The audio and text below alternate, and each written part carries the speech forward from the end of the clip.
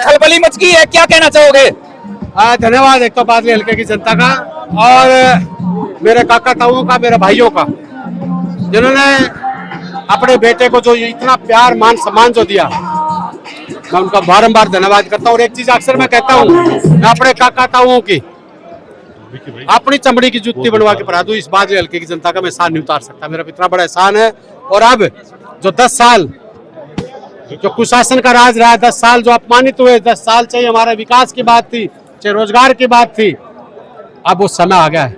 10 साल का कर्ज था ना, उस कर्ज को अब उनका बेटा दीपेंद्र हुड्डा और उनका बेटा कुलदीप दोनों मिलके उस कर्ज को उतारने का काम करेंगे। प्रत्येक उस साथी को मान सम्मान, इलाके का जो भविष्य, जो हमारे बच्चे होते हैं उनके रोजगार, इलाके का विकास 100 गुना नहीं, कई गुना, 200-400 गुना करके इस कर्ज को उतारने का। बादली हल्के का दूसरा दीपेंद्र समर्थक मानने लग गए हैं आपको और कह रहे हैं दीपेंद्र का रिकॉर्ड तोड़ेंगे अब की बार, क्या कहना चाहोगे? देखिए, मेरा नेता है दीपेंद्र और मैंने उनसे बहुत कुछ सीखा है।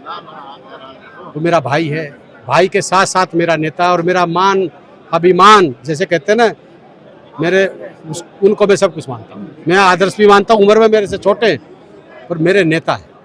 तो उनसे लोगों ने, हर व्यक्ति ने दीपेंद्र हुड्डा जी से सीखना चाहिए कि दीपेंद्र हुड्डा जी एक देश के महान नेता है। उससे अच्छा नेता हरियाणा में तो कोई है नहीं, ना देश में कोई। पर्सनली छीटाकशी पर उतर आए हैं ओम प्रकाश धनखड़। लगातार आप कह रहे थे कि 12 फुट या 24 फुट में गड्ढे में गाड़ दूंगा, यानी तथ्यात्मक कोई भी बातें नहीं है, विकास पर कोई बात नहीं कर रहे हैं। किस तरह देखते हैं विधायक जी? देखिए, बहुत बड़े नेता अपने आप को कहते हैं पर अच्छा बोलना तो जरूर चाहिए। गाड़ा तो मुस्लिम समाज में जाता है, मैं तो हिंदू समाज से हूँ। और रही बात ये, हमारे वहाँ मकान कहा कि वो जो मकान बना रहे हैं उसी में गाड़ दो।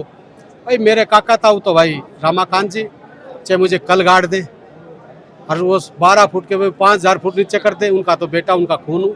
और भाई ओम प्रकाश जी, तेरे से तो मैं 1 इंच भी नहीं कटता, ये मैं गारंटी कर रहा हूँ। क्योंकि कहीं पे जाएंगे, जात बरादरी धर्म, इनके अलावा और कुछ है नहीं। बताए, 5 साल मंत्री रहे, बड़े महकमों का मंत्री रहा, पंचायत मिनिस्टर रहा, बादली हल्के के गांव में घुस के दिखाओ, इतनी बुरी हालत। एग्रीकल्चर मिनिस्टर रहा, खेत और कल्याण की बात करते थे, किसान की बात करते थे। एक भी बादली हल्के में उन्होंने कहीं 1 इंच कोई नहर निकलवाई हो, कोई बच्चों को रोजगार दिया हो, सबसे बड़ा किसी का मान सम्मान किया हो।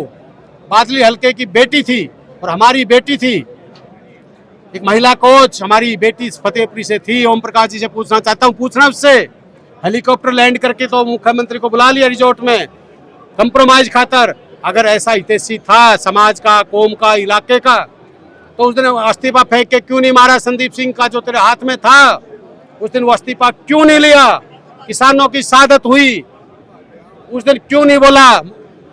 बताइए, वो आज कौम की बात करते हैं या धर्म की बात करते हैं या किसानियत की बात करते हैं? ओम प्रकाश जी से पूछता हूँ, किसानों की जब हम शहादत के ऊपर 2 मिनट का मौन रखना चाहते थे विधानसभा में, उनके मुख्यमंत्री खट्टर और ये अध्यक्ष थे, इन्होंने मौन तक नहीं रखने दिया।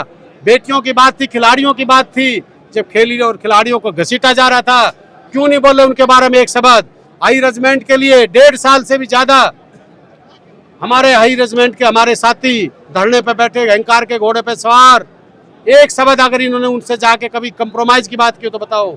झूठ बोल के आए करणी सेना के लोगों को कि तुम्हारे केस वापस लेंगे, एक केस वापस लिया हो, एनओसी की झूठी घोषणा की, किया हो? बताओ ओम प्रकाश जी, अब आपके झूठ के जाल में कोई नहीं आएगा। नहीं, हमारे दीपेंद्र जी कहते हैं ये हरियाणा है प्रधान, तो ये बादली है प्रधान, तेरी एक एक चाल को समझती है। कैंडिडेट उठा रहे हैं पैसे हमारे दे के लोगों को कि कांग्रेस की वोट कम हो, पर एक एक वोट कांग्रेस की चौधरी भूपेंद्र सिंह हुड्डा जी को, दीपेंद्र जी को और कुलदीप को मिल रही है।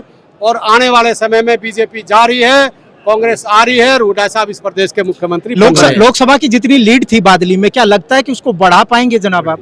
देखिए, मैं कुछ नहीं बढ़ा सकता, मेरी बादली की जनता, मेरे जनार्दन है, मेरे भगवान है, ये जो करेंगे अच्छा करेंगे, ये मुझे पता है। आज इनकी आंखें बता रही है कि यह ललायत है कि 5 तारीख कब आए, और 8 तारीख ने जब रिजल्ट आए तो चौधरी भूपेंद्र सिंह हुड्डा इस प्रदेश के मुख्यमंत्री बने, ये इनके लोगों की आंखें धनखड़ बंद। साहब के गांव डाकला का भी आपने अपने भाषण में जिक्र किया, डाकला से भी समर्थन आपको आ रहा है क्या? जनता में, डाकला गांव की जनता में रोष है धनखड़ साहब के लिए? ये खड़ा धनखड़ साहब ने पीछे, सुन लो मेरी बात, मैं घड़ी तो नहीं कह सकता। ढाकला गांव में ढाकले के मेरे काका था, मेरा परिवार, मुझे ये बताए, वो मेरे मकान ने तो देख के रो रहा है, पर तेरे को किसने रोका?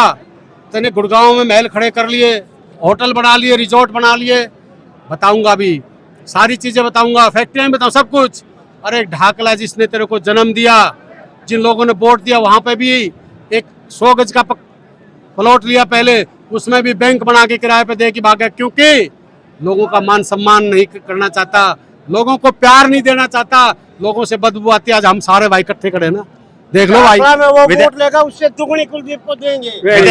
विधायक जी, हम तो एक छोटी सी मीटिंग थी, कार्यकर्ता मीटिंग, उसको इतनी बड़ी रैली जो बन गई और पूरा झज्जर जाम हो गया, क्या कहना चाहिए? देखिए, आज ये प्लानिंग थी कि भाई इलेक्शन का आगाज था, सारे हमारे मेन साथी आए हैं। जिस दिन गांव में जाऊंगा आप साथ होंगे, गांव की हवा बताएगी प्रधान।